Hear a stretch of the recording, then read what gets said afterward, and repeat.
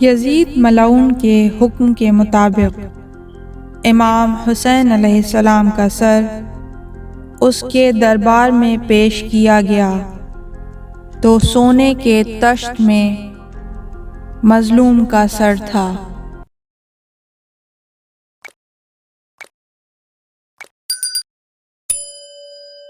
اس وقت اسیران آل محمد اس کے دربار میں موجود تھے۔ جب سید الشہداء کا سر اس کے سامنے آیا تو جناب سکینہ اور جناب فاطمہ کبریٰ دختران سید الشہداء اپنی جگہ پر کھڑی ہوئیں تاکہ اپنے مظلوم بابا کے سر مقدس کی زیارت کریں، لیکن یزید نے سر مقدس پر کپڑا ڈال دیا تاکہ ان کی نگاہ نہ پڑے، لیکن مستورات عصمت و طہارت کے گریہ و شیون کی آوازیں بلند ہوئیں۔ جب اسیران آل محمد اپنی مظلومیت پر آنسو بہا رہے تھے تو یزید نے حکم دیا کہ تمام لوگ اس کے دربار میں آ جائیں۔ جب لوگوں سے اس کا دربار بھر گیا تو اس نے سید الشہداء کے دندان مبارک پر چھڑی مارنا شروع کی اور ساتھ یہ بھی کہہ رہا تھا، یومن بے یومی بدر، اور حسین بن حمام کا یہ شعر پڑھا، ہماری قوم نے ہمارے معاملے میں انصاف کرنے سے انکار کر دیا، ان تلواروں نے انصاف کیا جو ہمارے دائیں ہاتھوں میں تھیں، پھر جن سے خون کے قطرات گر رہے تھے، ہم نے ان لوگوں کے سروں کو شگافتہ کر دیا جو ہم پر مظالم ڈھاتے تھے۔ یحییٰ بن حکم مروان کا بھائی یزید کے پاس بیٹھا ہوا تھا، اس نے یہ شعر پڑھا، بے جان اجسام زمین طف کے کنارے پڑے ہوئے ہیں، ان کے قریبی ابن زیاد سے نزدیک تر ہیں، وہ ابن زیاد جو ایک گمنام نسب کا شخص ہے، ابن زیاد کی ماں سمیہ کی اولاد صحرا کے ذرات سے زیادہ ہو اور نسل پیغمبر کو ہمیشہ کے لیے نابود ہو جانا چاہیے۔ یزید نے یحییٰ کا یہ شعر سن کر اس کے سینے پر مکہ مارا اور کہا، اسکت لا ام لک، ارے مردہ ماں کے بیٹے خاموش رہ۔ صحابی رسول ابو برزہ دربار یزید میں تشریف فرما تھے۔ انہوں نے کہا، میں گواہی دیتا ہوں کہ رسول خدا امام حسین علیہ السلام اور ان کے برادر امام حسن علیہ السلام کے لبوں کے بوسے لیتے تھے اور ان سے فرمایا،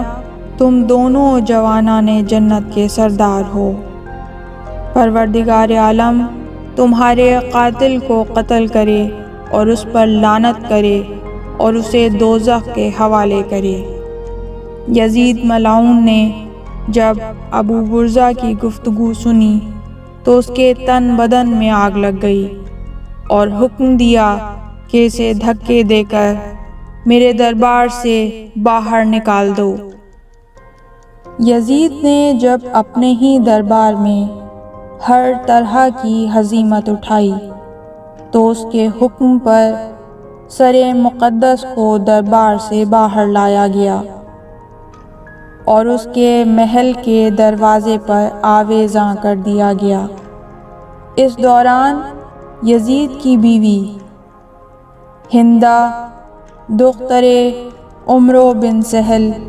کی نگاہ سر مقدس پر پڑی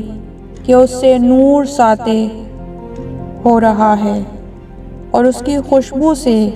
ماحول معطر ہے۔ اس کرامت کو دیکھ کر اس پر اس قدر اثر ہوا کہ وہ جس حالت میں کھڑی تھی بغیر چادر کے یزید کی مجلس میں پہنچ گئی اور تمام حاضرین کے سامنے چیخ چیخ کر کہا، رسول اللہ کی دختر کے بیٹے کا سر، اور وہ بھی ہمارے گھر کے دروازے پر۔ فوراً یزید بے اختیاری حالت میں اپنی جگہ سے اٹھا اور اس کے سر پر اپنی چادر ڈال دی اور اسے واپس اپنے گھر کی طرف بھیجتے ہوئے کہا، اے ہند، جس طرح تو چاہے اس پر گریہ کر، کیونکہ وہ قریش کے بزرگوار تھے۔ ابن زیاد نے ان کے معاملے میں جلدی کی، میں ان کے قتل پر راضی نہ تھا، لیکن یزید کی یہ پشیمانی کا اظہار فقط ایک ڈھکوسلا تھا، اس لیے کہ جتنی بغاوت کی فضا وسیع سے وسیع تر ہو رہی تھی،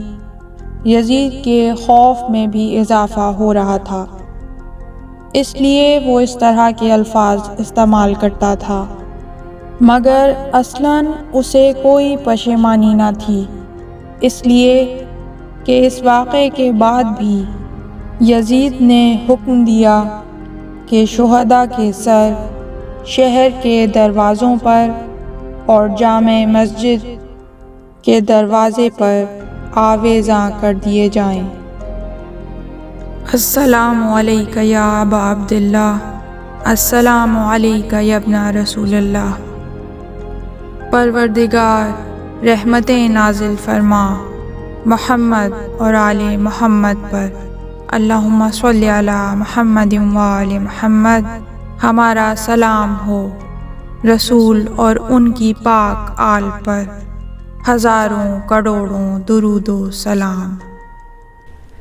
اس طرح کی مزید تحقیقی، علمی اور تاریخی ویڈیوز دیکھنے کے لیے چینل کو سبسکرائب کیجیے اور بیل آئیکن پہ کلک کیجیے۔ ویڈیو کو لائک کریں اور کامنٹس کے ذریعے بتائیے کہ آپ کو ویڈیو کیسی لگی۔ اگلی ویڈیو تک کے لیے خدا نگہدار۔